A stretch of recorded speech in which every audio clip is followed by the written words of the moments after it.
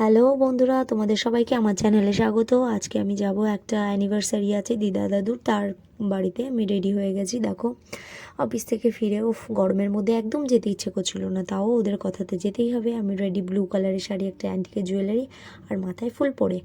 তোমরা তো জানো আমার ফুল পরতে কত ভালো লাগে। সো সিম্পল একটা সাজ। শাশুড়ি রেডি হয়ে গেছে, যাওয়ার জন্য খুব তাড়া দিচ্ছে, বড় রেডি, ছবি তুলতে ব্যস্ত। এবার আমরা চলে গেলাম ওই বাড়িতে, লাইট বন্ধ করে। তোমাদের সাথে ওই বাড়ি যেয়ে দেখা হবে। টাটা, চলো। এবার দেখো, দিদি আর বাবা বসে পড়েছে খেতে। খুব গরম, সামনে অনুষ্ঠান হচ্ছে, নাচানাচি হচ্ছে, তো সবাই খেতে বসে পড়েছে, আমিও বসে পড়েছি। অনেক রাত হয়েছে তো, অফিস থেকে এসেছি, একদম ভালো লাগছিল না। এটা জামাইবাবু আমাদের, তো বলে চলে আসলাম খেতে। এবার খেতে বসেছি, প্লেট দিয়েছে, সাথে ঠান্ডা জল, এটাই গরমে সব থেকে দরকার ছিল। তারপর নানপুরি, তারপর চানা মশলা, একের পর এক খাবার দিচ্ছে আমাদের। এরপর পটল দিল, পটল চিংড়ি আর কি, তো সেটাও খেলাম, খাবারগুলো ভালোই ছিল। এরপর আলু বিরিয়ানি, সেটাও দিয়ে দিল। দেখো, বিরিয়ানি খেতে সবার ভালো লাগে। তারপর চিকেন কষা। এবার বিরিয়ানি খেতে তো সবার ভালো লাগে, কিন্তু আমারও ভালো লাগে, আমি অত খেতে পারি না। আমার বিরিয়ানিতে আলু যে দেয় না, সেটা সবার ফেভারিট হয়, কিন্তু আমার একদম ভালো লাগে না, কেন জানি না।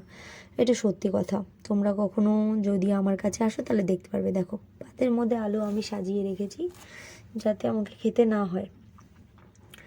আমি চিকেনটা খেলাম, আমি চিকেন অত পছন্দ করি না, কিন্তু তাও দুগাল চিকেন আমি খেলাম। চিকেনটা ভালো ছিল, রান্নাবান্নাও খুব ভালো। এখানটায় স্যালাড দিয়ে দিল, স্যালাডটা খেলাম। স্যালাড আমি দুবার করে নিয়েছি, আমার ভালো লাগে স্যালাড খেতে।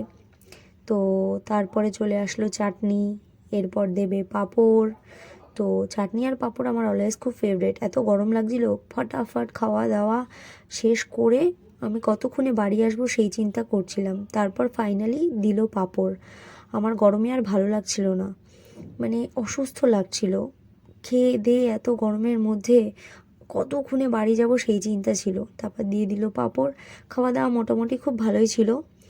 তো আমার ভালো লেগেছে খাওয়া দাওয়া, কিন্তু এত গরমে খেয়ে সহ্য করাটাই হচ্ছে একটা চাপের বিষয়, বুঝলে তো।